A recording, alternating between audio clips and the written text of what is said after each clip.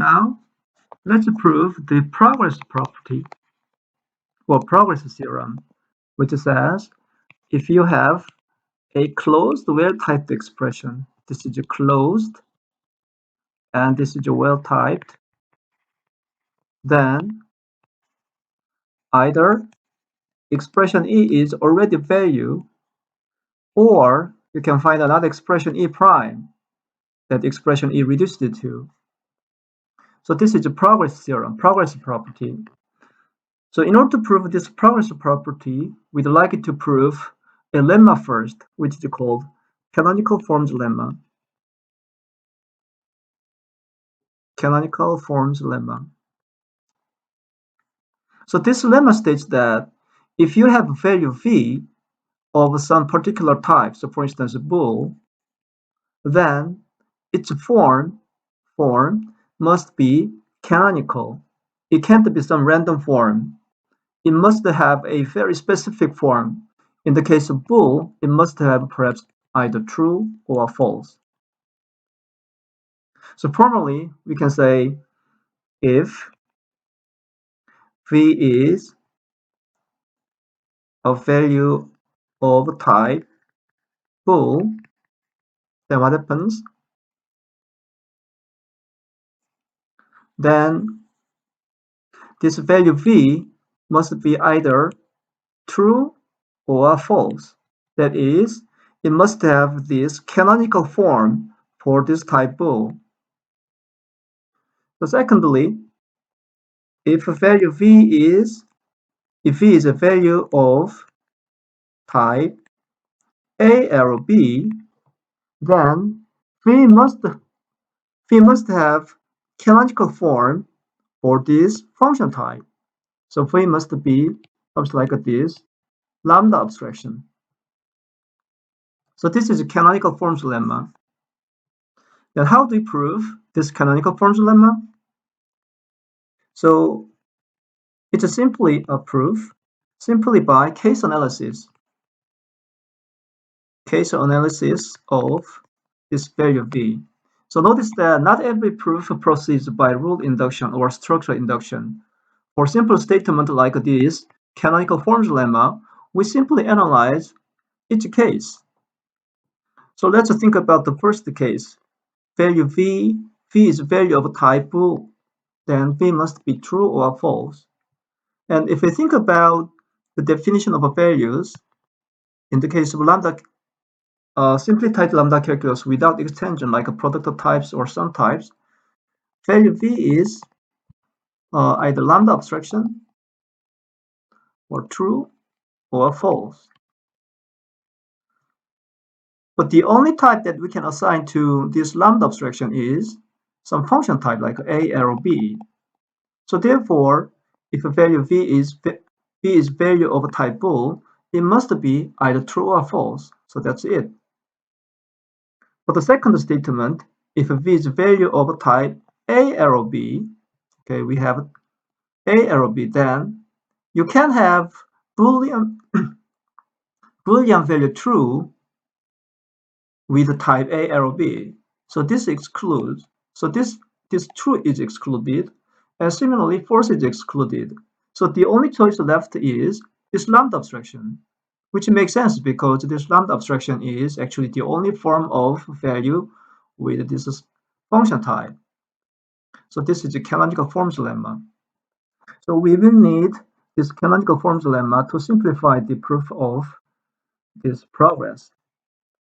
Now let's prove this progress property.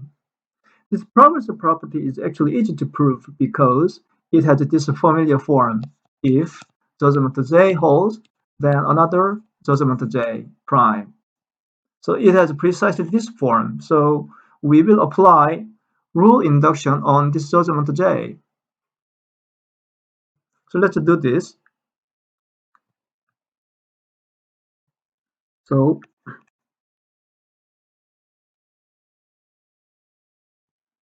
progress, if expression E has a type A, then either expression E is value or expression E reduced to another expression E prime. So let's prove. Proof proceeds by rule induction on this argument. So let's consider just the most challenging case, the most complicated case, which is this one. So this judgment, in the derivation tree of this judgment, the last inference rule is this error elimination rule. So we are talking about this case.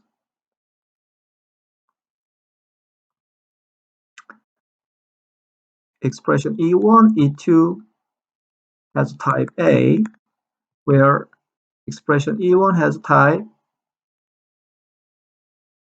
A arrow B. Then this is going to be type B, and expression E2 has type A. This is arrow elimination rule. So where expression E is actually E1 applied to E2. So let's consider this case.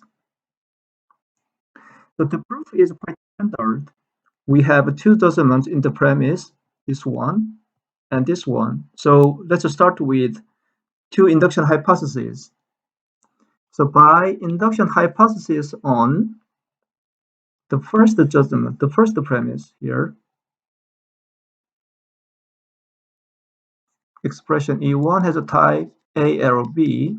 We have either expression E1 is already value, or expression E1 reduced to another expression E1 prime from this statement.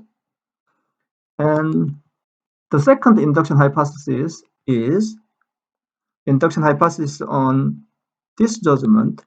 So we have expression E2 has a type A. Then either E2 is a value, or E2 reduced to E2 prime. Now we have four combinations. This one, that is expression E1 is a value and expression E2 is a value. And we also have this combination.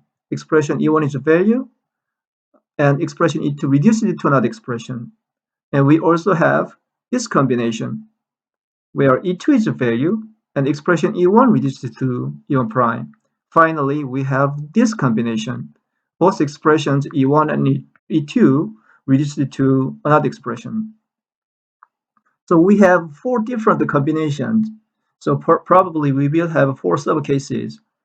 But it turns out that if E1 reduced to another expression, we can combine the two subcases, this subcase and this subcase. We can combine these two subcases into a single subcase. So it turns out that we only have to consider three subcases. So the first subcase is expression E1 is a value, and this one, expression E2 is also value. Then what happens? Because expression E1 is a value, and it has type this function type, so that means that by canonical forms lemma, E1 must have some E1 has this function type, so it must be some lambda abstraction.